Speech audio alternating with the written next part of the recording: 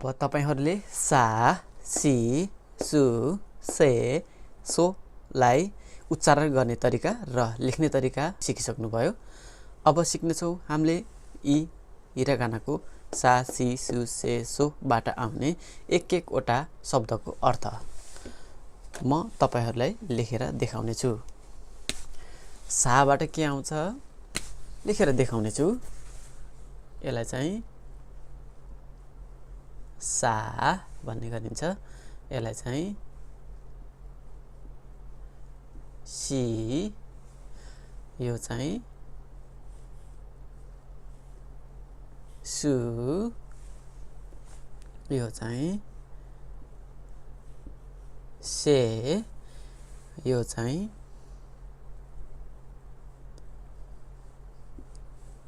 So. सासी Suse so. अब यसबाट आउने एक वटा शब्दहरू लेख्दै जाने छु। तपाईहरुले पनि कापीमा नोट गर्न नभुल्नु होला।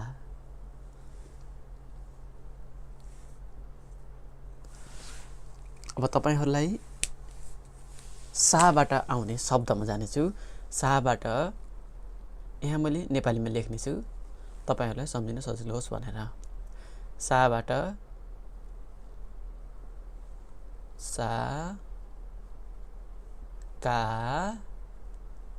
ना। साकाना भनेको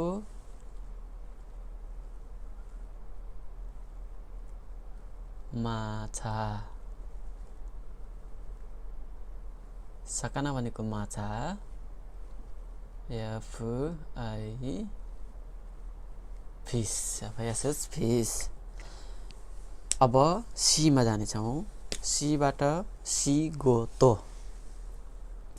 सी बाट आउने शब्द भनेको गो, सिगोतो। सिगोतो बाट भनेको काम।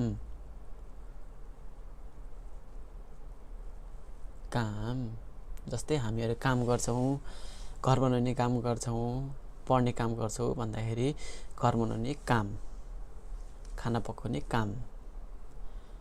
खाना पकाउने जस्तै हामीले घर बनाउने काम गर्ने जुन कुनै पनि काम गर्छौं त्यसलाई चाहिँ काम गर्छौं भन्दाखेरि यो सिगोतो युज गर्ने गरिन्छ। अब यसलाई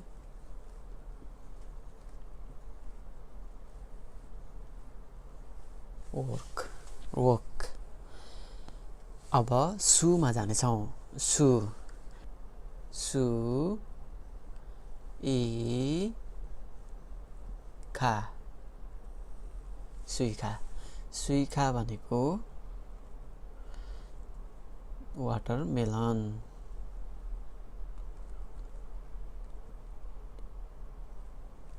आर ए वाटरमेलन। सबैलाई मन पर्ने गर्मी मौसममा खाने फलफुल वाटरमेलन। अब त्यसैगरी हामी से मा जाने छौं। से बाट से खा ई। सेखाई भनेको वर्ड।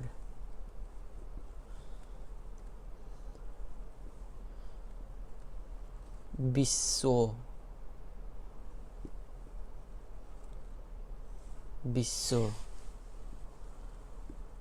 WORLD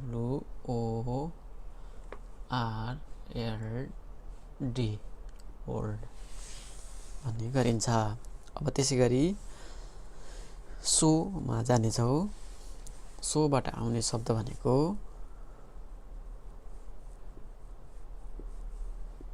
सो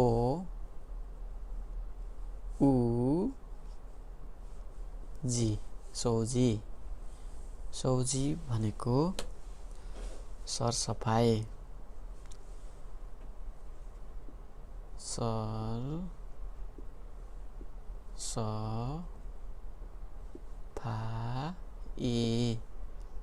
सरसफाईलाई सौजी भन्ने गरिन्छ। C L E A N I N G cleaning. यसरी सासी सु से सोबाट आउने शब्दहरू यिनै हुन्। यसरी एकपटक दोहोऱ्याउने छु। सा, यसलाई सा भन्ने गरिन्छ। साबाट साकाना, साकाना मिन्स माछा, फिस। सी, सीबाट सिगोतो, सिगोतो मिन्स काम, वर्क। सु, सुबाट सुइखा, सुइखा मिन्स वाटरमेलन। से, सेबाट सेखाई, सेखाई मिन्स विश्व, वर्ल्ड। सो, सोबाट सोउजी, सौजी मिन्स सरसफाइ, क्लिनिङ। यसरी हामीहरूले 5 वटा शब्दको अर्थ जान्यौँ। मैले सञ्चालन गरेको जापानिज भाषा क्लास कस्तो लाग्यो? जस्तो लाग्यो त्यस्तै प्रतिक्रिया दिन नभुल्नुहोला। अहिलेको लागि यति नै। अर्को पटक छिटै आउने बाचा गर्दै अहिलेको लागि बिदा चाहन्छु। हवस् त, जय नेपाल।